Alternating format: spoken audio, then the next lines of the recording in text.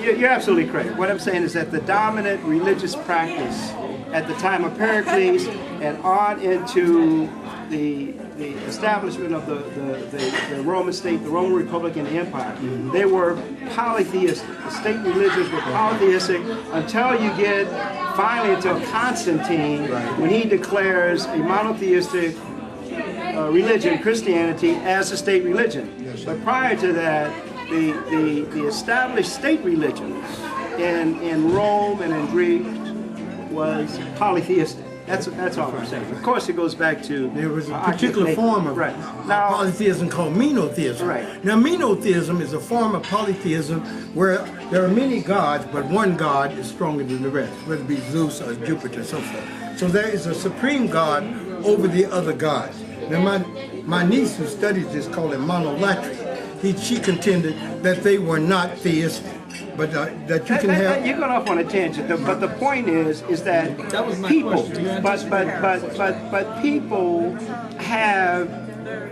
have world outlooks, whether they recognize it or not. And people have belief systems through which and by which they process the world that they encounter, and they do that through their personal prisms given to them, by their socialization and by the belief systems that have been inculcated in them. You have occasional revolts like Copernicus and so forth. Back to my question. That you have occasional, of course you will have occasional revolts because what happens is the facts as presented begin contradicting what it is you're taught in your theory. So, men have and people have always had, paradigms by which to process reality. A great paradigm was the paradigm centered around geocentrism, or that man was the center of the universe, that the earth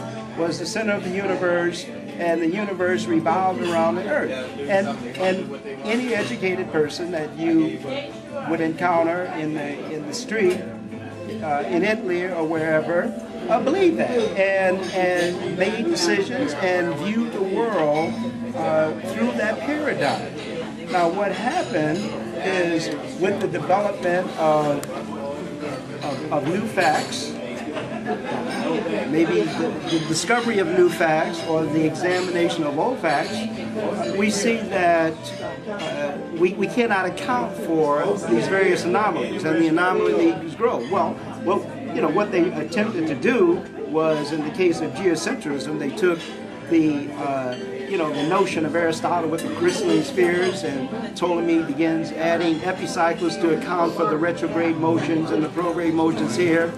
That didn't suffice, and it was elaborated further until you end up with, by the time you get to the 13th century, this kludge, this model that even the Aristotelian Ptolemaic philosophers really didn't believe that the world was actually like that, but they used this model to kind of explain these anomalies and the behavior that they actually observed. So along comes Copernicus. Actually, well, it was a revolution. He really didn't change that much. A very religious fellow. He says, this will make a lot more sense if we put the sun here. So now we create a whole new paradigm. Is it perfect? No. But it required that people change the way they viewed the world, their perspective on the world. And that was very hard to do, and that took hundreds of years, and people lost their lives. And we have and that's happening right now. That's happening right now in the United States.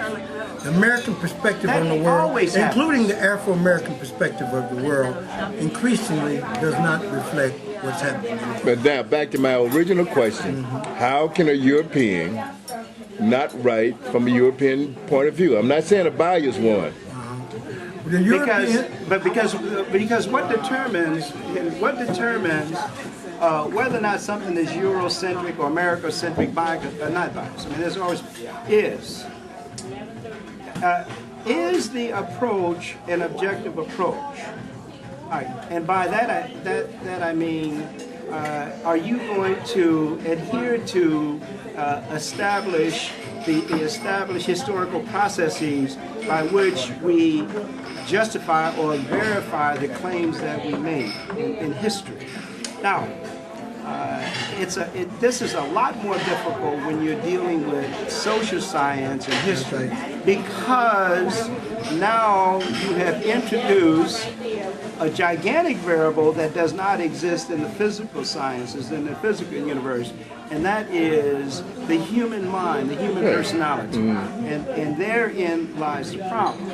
And you know, there are certain rules that you want to be aware of when you look at history. There's several. One is the golden rule, for example. What's the golden rule? The golden rule is that he who has the gold rules.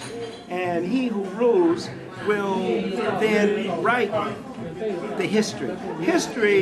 Most of history has been written from the perspective of the victors. That's right. Slaves don't write history. You know, people in charge write history, and as long as you've had class societies, and these are the societies that we encounter, you know, whether we look at Greek, I go back to whether you look at Rome, or, you know, whether you look at, you know, Saudi Arabia today, you know, America in 1800.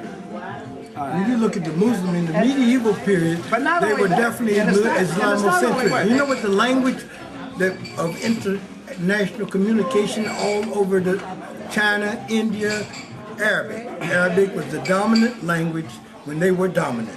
And they you know, look, this is true for our history. You know, ask yourself, why is the international date line in England and not in Bombay? Now, there's a reason. I mean, if you don't understand that, then you don't understand history.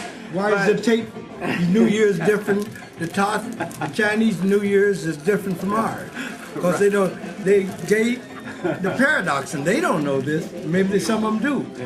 They name it the Tet Festival. You know what Tet Festival is?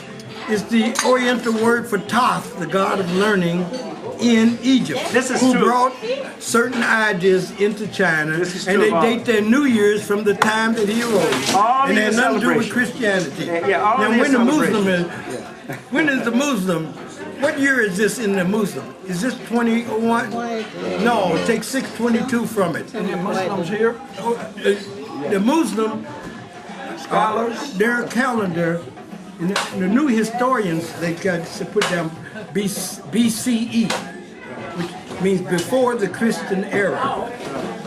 They do that by affirming we're not prepared to change all these dates in history, but we have to realize that our calendar is based upon the alleged birth of Jesus Christ, which some people think is wrong in the first place, that he wasn't born, that he might have been born 4 or 5 years earlier. Well, you know, I mean, even if you want to talk about something like calendars, look, let's be very clear. First of all, the entire world does not accept the Gregorian calendar. Right? This comes from the church. This comes out of the calendar of Julius Caesar that goes back to 46 BC. That's the Julian calendar. Now, obviously, there's an objective process. I mean, what's the point of the calendar? A calendar would like to predict, you know, the occurrences of events, you know, within the sidereal year. You want to know, you know, the vernal equinox and the autumnal equinox, when to plant. It goes back to something very basic. You know, when will the Nile flood? When is the Nile going to flood? When should we plant? When should we do this and that? But it takes on this historical dimension when we get to the Julian calendar. What's going to happen now? We get into world civilization. But most of the calendars, you know, the calendars, you have lunar calendars. In China, you have a calendar based on a lunar cycle, and in parts of the Middle East. In fact, the Gregorian calendar wasn't accepted, I know, until Russia, until 1920. You know, they refused. Wait, did they have 360 days in their calendar? Well, no, what happened? It took a long time before the Russians, you're right, it wasn't until the Bolshevik Revolution, until the Gregorian calendar was accepted, because, of course, you had people believing in Orthodox Christianity. And not it was not the Christianity of Western Europe, but the Christianity that emerged in what we call Eastern Europe, or in the Byzantine Empire. So Small thing. that's not a small thing. Wars over there. So that You required them Yugoslavia. to, right, I mean, to accept that kind. That's when they had to go back and lose 13 to 15 days to adjust to the new style calendar.